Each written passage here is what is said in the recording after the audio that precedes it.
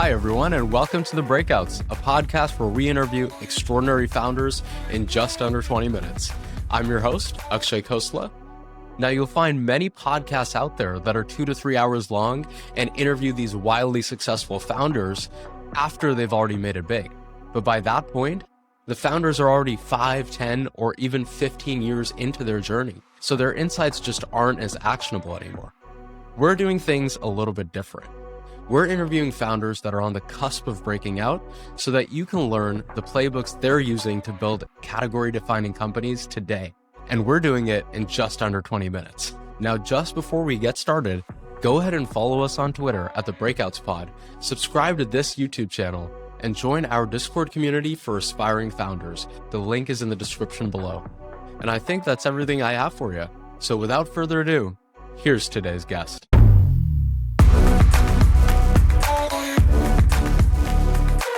All right, ladies and gentlemen, welcome back to another episode of The Breakouts. Today, we have not one, but two phenomenal guests for you who recently raised a 6.2 million seed round in the fintech space. These two are young, they're ambitious, and they're here with us. We have Bai and Sahil Phadnis, the co-founders of Pebble. Folks, how are you doing today? Doing great. Very excited to join the podcast. Can't complain. Super excited to share some insights. Awesome. I'm so excited to have you. We got two guests. It's going to be double the fun. So as you guys know, we have two episodes that we're going to do together.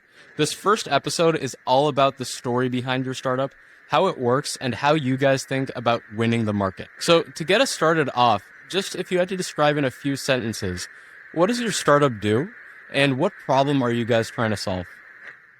Absolutely. I think to give you some context, we looked at the neobank space and we realized this generation of neobanks, Chime, Moneyline, they were at the forefront of technology back when they began in 2013. Smartphones, mobile apps, notifications. However, we're in a new age of finance technology, and we really want to leverage that new age of blockchain. So with Pebble, we're leveraging blockchain technology to give users the best experience for their finances. We provide a few features. I think, Salah, if you want to dive deeper for that, that'd be amazing for our viewers. Yeah, so by leveraging USDC, which is built on Ethereum, we actually are able to offer better benefits than most of the traditional legacy checking accounts. Take 5% APY, 5% cashback with some of the largest merchants, Amazon, Uber Eats, DoorDash. We offer one of the first crypto-powered debit cards, crypto-powered bill pay, crypto-powered direct deposits. And I think the power of our application is we have fiat interoperability, which means if you're crypto native, you could stick with the USDC. If you're not, you could stick with USD. It doesn't matter. And we're really building this with the mindset that this should be accessible to the masses if we want people to onboard onto this blockchain technology that people talk so much about. That's very cool. I'm going to have a lot of questions there to dive deeper. Before we dive in, could you tell us a little bit more about both of your backgrounds? What were you doing before the startup and what kind of led you to this journey? Absolutely. So I'm originally from Southern California, where I grew up, went to high school, and then I went to UC Berkeley to study economics and computer science. I think I was very attracted to the forefront of finance. I think that's always been my passion throughout high school, doing internships, jobs, clubs throughout that area.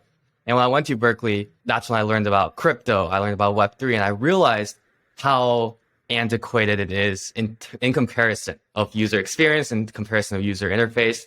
At the same time, I met Sahil. Sahil, if you give your introduction. Yeah, my name is Sahil. Grew up in North Carolina, migrated to the Bay Area to study electrical engineering and computer science at Berkeley. I've always been a tech guy, started coding in high school, but I really got into crypto and blockchain of summer 2021, which was kind of the boom of DeFi as well. And I sort of got the worst experience of my life. I couldn't open a wallet. I lost my MetaMask passwords. I was lost.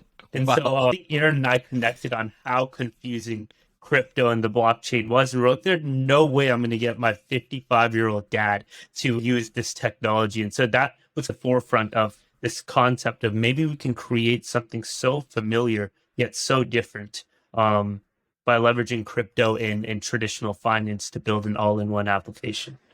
I love that. And did you guys meet through some kind of crypto or blockchain org at Berkeley? Yeah. So we actually were in a freshman year business class. I think UGBA 110 or something like that. UGBA 10.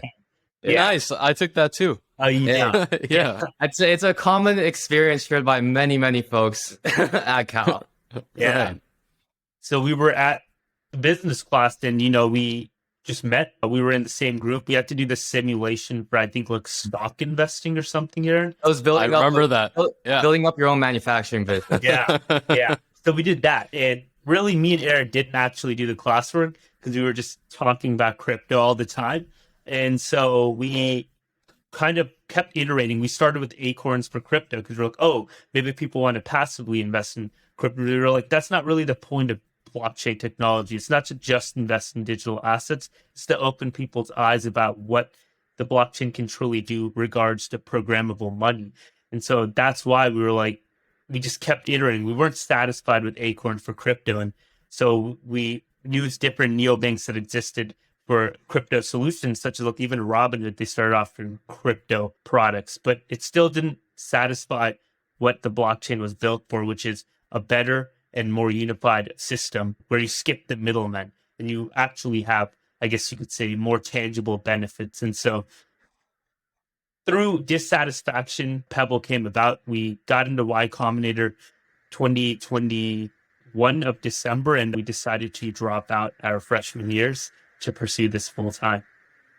So you dropped out of college in your freshman year. So how old are you guys right now? I'm currently 17. That's Yeah. crazy. I'm 19. Wow. All right. You guys are definitely the youngest entrepreneurs that we've had here. That's awesome. That's so cool. So let's talk a little bit more about the value prop behind your startup, right? So you guys described it to us that, hey, under the hood, you leverage crypto, but to a consumer, you make it feel like a very familiar experience. If you had to distill the biggest unique value proposition you give to consumers, would you say that it is a higher weekly APY, or what would it be in your own words? I think the biggest unique value proposition of Pebble is our user experience. So the big insight we found was crypto and fiat are almost like a big political spectrum, right? There's the people that only worked with fiat before, and there's the people who spent the last 3 years completely diving into DeFi, crypto, decentralized wallets, etc. But in the middle of that spectrum, there's a big need of a new user experience that allows people in both sides on nearby the center to have a shared common application for their finances.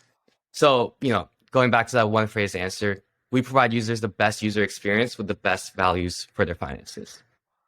That's really cool. That makes sense. I'm curious, on your website, you do talk quite a bit about, hey, earn weekly 5% APY rewards and unlimited 5% cashback. Could you shed a little bit more light on how you're able to provide this to some of our listeners that might not be as familiar with what blockchain can empower? Of course, of course. So I think the thesis of the blockchain for the viewers who don't really know why this technology is so powerful is really, I guess you could say, streamlining efficient workflows, removing the middlemen that don't need to be there. That's exactly what Pebble does to offer benefits. So how the heck does Pebble offer 5% APY, right? For context, Chase offers 0.04%, Bank of America 0.08%. It's a huge leap. So, there's got to be something we're doing right to make that happen. And it's exactly using the blockchain, right? So what we do is when, let's say, Akkshay, you deposit $100 into Pebble, what we're doing is we're converting that on the back end to the USDC. Now, USDC is an asset-backed stablecoin. It's not like UST, which I'm sure viewers have heard of, which crashed, which is actually a fractional algorithmic stablecoin. Two very different nature stablecoins. One is registered with the SEC. The other one was fully decentralized. So we choose the path of regulation. And so we chose USDC. Now, what we do is we lend your money out just like a normal bank to borrowers. Now, USDC is obviously in a much higher demand than for, say, the dollar, because USDC can be deployed in so many different DeFi protocols and so many different liquidity pools. And so borrowers are willing to pay a much higher premium to access our customers' funds. And so by skipping the middleman, aka the bank or a lender who would take a lot of your spread, Pebble is just a simple interface that allows you to directly lend your money out to borrowers to get a much higher premium on your money, which is 5% APY. Now, the cashback's the really cool part. Now, if you didn't know this, most of the cashback that is actually offered on a card is subsidized by VC dollars. So you raise a huge round and you start distributing 50% of what you raised to customers as a customer acquisition strategy. But what we realize is that's not one, that's not sustainable, but two, that kind of feels a little Ponzi-ish. Now, obviously, the government has a law, I remember, that's passed, which enables cashback, but we thought there could be something better out there, or we could build a better solution. And so what we do is we actually partner with these merchants one-on-one, and we integrate into their payment system. So we're skipping Visa and MasterCard, a middleman.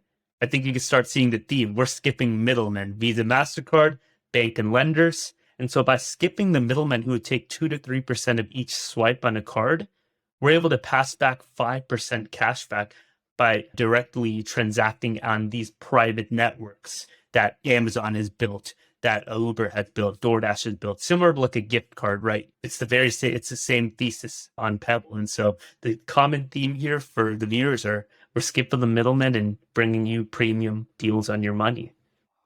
I'm curious, just because, you already started, touching on your business model. Could you talk to us a little bit more about that? Like, how do you guys make money? Yeah, I think one thing that's unique about our business model is, unlike traditional banks, we only make money when users find value in us. When you look at neobanks today, Bank of America, Chase, they're charging you fees left and right. I think their overdraft fees are in the billions. Although other companies have tried to solve it, they still charge you monthly fees, initiation fees, late fees, and more. With Pebble, we're simply taking a cut of each earning you get. So until you make that 5% APY, until you make that 5% cashback, we're left in the dark. And I think what that allows us to do is work very hard. Our team, it's a startup, everyone has equity. We have to work very hard to serve you, to make you happy before our company starts generating revenue. So as that scales up, that obviously means better incentives for our customers, more value on their cash, and more.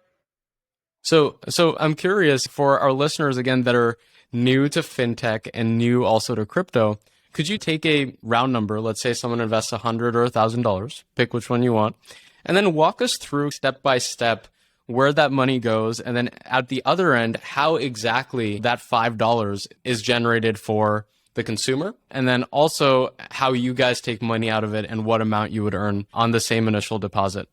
Of course. So we'll go with $1,000 just because the more the merrier, right? So let's say, Akkshay, you deposited $1,000 into Pebble. Now, what happens is, as I said, we're crypto powered. And so what that means is, now to the interface on your phone, you'll see a dollar amount in USD, aka fiat. But on the back end, it's $1,000 worth of USDC. Now, as I mentioned previously, we are essentially lending this out to centralized borrowers. And that's a very big difference between us and, I'd say, a DeFi powered application, right? They're lending your money to anyone in the world. This could be a hospital in Sao Paulo, Brazil, who's on that protocol, right? We take a little safer approach by going directly to a centralized borrower, such as a hedge fund or a BlockFi, or any of these companies that need to source liquidity for USDC. And so we're lending it out to them. And as I said before, they're paying premiums higher than 5% actually. In the peak 2021 era, they were paying about 12% to access stablecoins, right? Now, the yields have obviously fluctuated. It's around 4 to 5% now, as we're in a very, very bad market for crypto. But, we have not seen that kind of traditional finance synergy where it's 0.04%, right? We're still seeing much higher, I guess you could say, yield aggregate around 3 to 4% versus 0.04%. And so our business model essentially, we're passing you back a fixed 5%, and we're taking any spread we get higher that the borrower is willing to pay for. So if the borrower is willing to pay an 8% premium to access your dollars, we'll take 3% and we'll pass you back 5%. Very cool. So I'm curious, when you look at the spread that you take, right? It's very dependent on the percentage that these borrowers are willing to pay you. So would you say that is probably your number one risk? If you try to draw a parallel, financial markets right now are very mature, right? Let's say crypto gets a lot more mature over the next couple of decades, and the amount they're willing to pay comes down. Would you say that poses a significant risk here? Yeah, so I think that's definitely a risk there. And I can tell you have a good understanding of crypto. But going back to my previous statement about our value proposition is the best user experience with the best value for your money, right? So when we think long term, we hope that crypto becomes more mature and we see rates going down as crypto becomes, the demand becomes more equivalent to the supply. So at that point, I think our value is still consistent to our value prop today is the best user experience. Additionally, just to add on to Sal's point about our business model, on our cashback, we have the same thesis. Students are paying us over 5% cashback and we take the spread there as well. That obviously is a lot less volatile. And I think that's a great balancing act for our risk management. That makes sense. So a way to think about your company is that these rewards that you offer, this 5% APY, for example, or the cashback, these can be thought of as features that are meant to build a wedge into the market, as opposed to this is what you're going to come to us for long term. Is that correctly put? 100%. You nailed it right in the coffin, right? Essentially, what people forget to realize is, I think right now in crypto, Akkshay, there's too many solutions looking for problems versus real problems being solved. And solutions being found, right? Right. I think that's a huge problem. And what people fail to realize is ultimately you need to present solutions. If you want to onboard people and convince people that this blockchain thing is real, show them real value. You know, they don't care about you to swap. They don't care about swapping some random token for ApeCoin, right? You know, that's not going to tell the average Joe that this is a valuable technology. What tells the average Joe this is a valuable technology, it's seeing it firsthand, earning $50 on the $1,000 they rent out. That's power. That's the aha moment. Whoa, this thing actually works. I called it crap 2 years ago, but now I'm putting $10,000 into this. And so you can think that our futures as a Trojan horse to onboarding people on this powerful technology will be rolling out very, very cool technology, the peer-to-peer global. You know, Zelle is very bank related. You know, I can't send Zelle my grandma in India money. Venmo, Cash App, same concept. It's really US based only, but with crypto, the power is it's global, right? And so once we onboard that group of, I guess you could say, individuals to believe in this technology, that's when you can really build the cool stuff and the sustainable offerings. That makes sense. I love how you guys think about this in terms of an on-ramp, familiarity to customers and user experience. I think that's very needed in the crypto space. Now, shifting gears just a little bit, who do you view as your competitors? And second, acknowledging that these competitors exist, how do you plan on winning the market? Yeah, absolutely. So I think in a wider space, our competitors really are other digital first banking infrastructure. And this is because after speaking to our users, this is another insight that I can provide is every single user that signs up, I or Sahil personally text them. We learn about their previous experience with finance, why they're here and what they're looking for.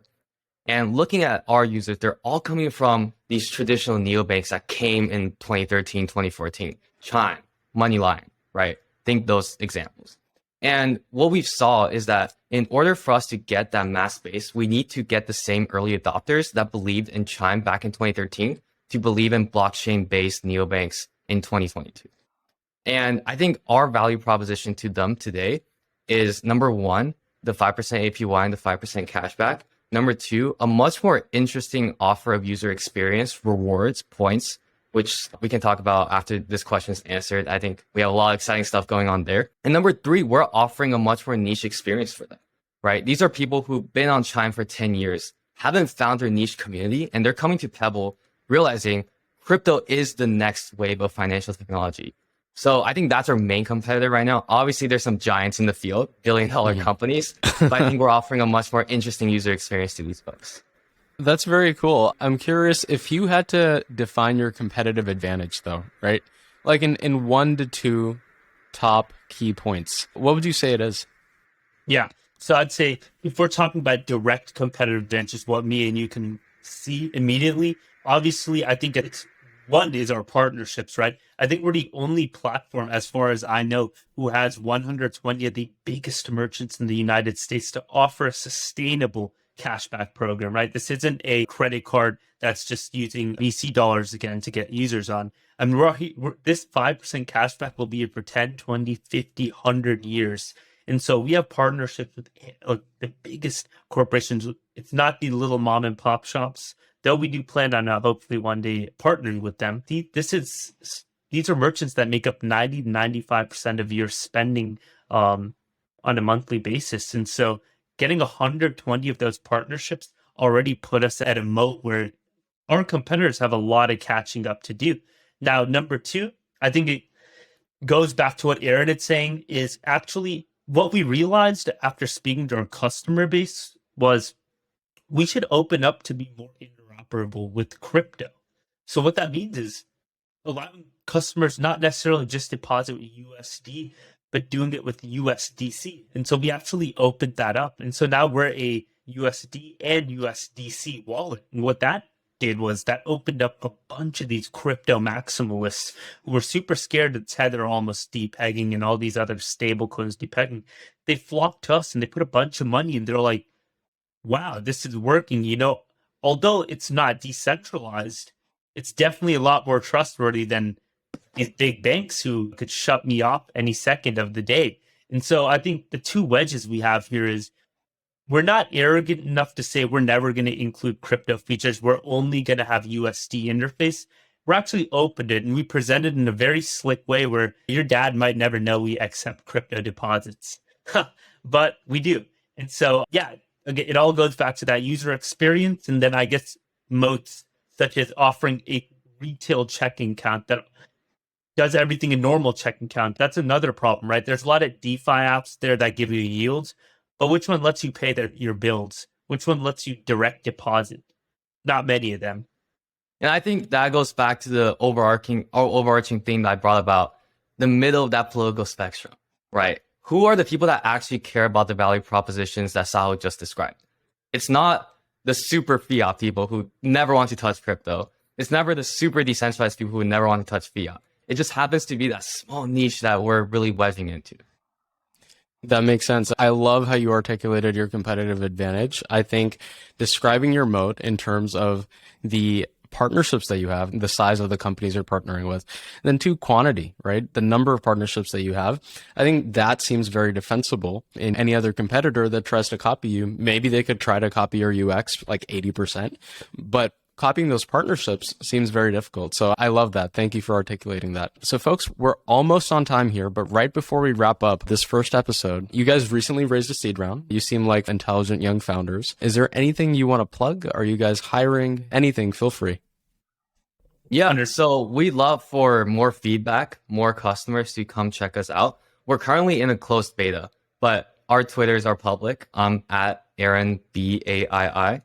And Sahil, go for yours. I'm at Sahil Phadnis 4, SAHIL PHADNIS 4. And you should also visit our website, pebble.us, to sign up, and we'll one-on-one onboard you. So I know Akshay's here right now, but if you want to get on a video chat or a phone call, we can do that as well. Absolutely. Our DMs are always open. Although we're in a closed beta, we'd love to learn about your feedback, your experience with your finances. I think the beautiful thing about a startup is we iterate fast.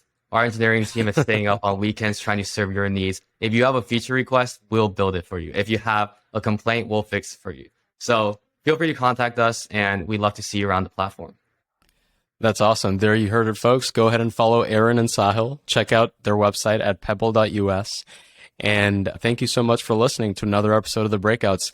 We're going to see you next time for episode 2, where we discuss strategies, tactics, and hacks that these two young entrepreneurs have used to build their business. Thank you, everyone. All right, and that wraps up today's episode. We really hope you enjoyed it. Now, just before I let you go, I wanted to reiterate one thing. We're trying to build the best podcast out there for aspiring entrepreneurs, and to do that, we need your help. The best way you can help us is by joining our Discord community. The link is in the description below, and then leaving us feedback. Tell us how we did. Tell us how we can improve. We're eagerly waiting to hear from you. Other than that, show us some love and follow us on Twitter at The Breakouts Pod. And I think that's everything I have for you. We'll see you next time on The Breakouts.